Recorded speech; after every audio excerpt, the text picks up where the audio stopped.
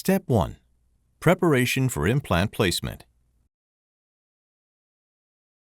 After the area is sterile, place the processor template behind the ear and position the single-use implant template pin. The lower part of the stimulator should be under or close to the temporal line with an angle between 30 and 60 degrees. Mark the correct position of the implant on the skin around the rim of the template, including the electrode lead exit. Create an incision behind the pinna. A small incision of 3 cm can be performed for all pin implants.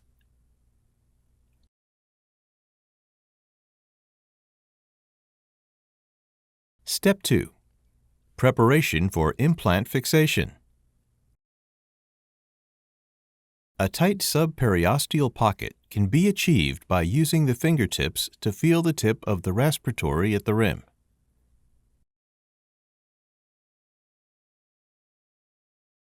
Measure the skin flap thickness with the skin flap gauge 6.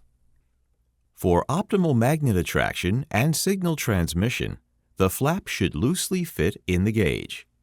Reducing the skin flap thickness at the coil is recommended when the flap exceeds 6 mm. Check the size and position of the periosteal pocket with the implant template.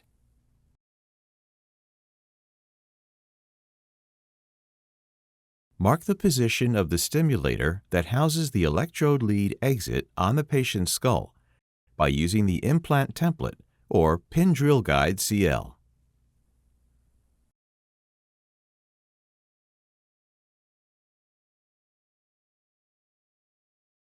The temporal bone area must be flattened to ensure sufficient stimulator immobilization. Drill a 2 mm deep bony channel or trough for the electrode lead to protect it against postoperative mechanical damage. Step 3. Pin implants. The SYNCHRONY 2-pin cochlear implant is suitable for a minimal incision approach. It requires less drilling and is designed to provide fast and reliable fixation. The pins are 1 mm in diameter and 1.4 mm in depth. Use the pin drill guide CL to check the flat surface and mark the position of the pinholes with surgical ink. Remove the drilling template and use, for example, a 3 mm diamond burr to drill the pinholes up to a depth of 1.5 mm above the marked dots. Insert the pin check template to double-check the position of the pinholes. Step 4. Implant placement and electrode insertion. After the round window or cochleostomy site has been prepared, insert the implant under the skin and align the 2 pins to the pinholes. Palpate the implant through the skin to check for proper implant fixation. The pin implant, together with a tight subperiosteal pocket, will provide secure placement without any additional fixation such as suturing. During electrode insertion, it is important for the electrode array to approach the anterior portion of the basal turn at the insertion vector, so that it slides along the lateral wall of the scala tympani. The insertion speed should be as slow as possible to minimize intracochlear pressure. If resistance is encountered before reaching the marker ring or insertion marker, the electrode array may buckle. In such cases, electrode insertion should be stopped.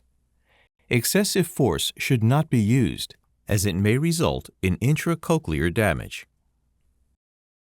Step 5. Electrode lead placement. After electrode insertion is completed, the excess electrode lead should be placed force-free inside the mastoid cavity in such a way that additional pressure is not placed on the periosteum closing the mastoid cavity. It is advantageous to form an S shape with the excess lead. Place the electrode lead into the drilled electrode channel.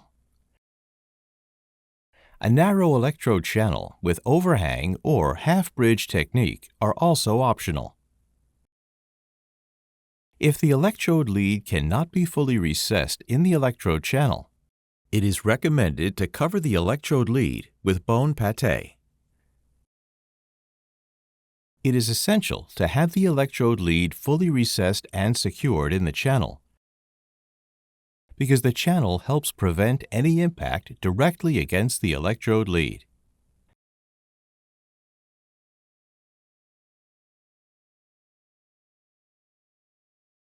Check electrode placement and avoid any contact between the electrode lead and the muscular skin to prevent micro-movement of the electrode lead during wound closure.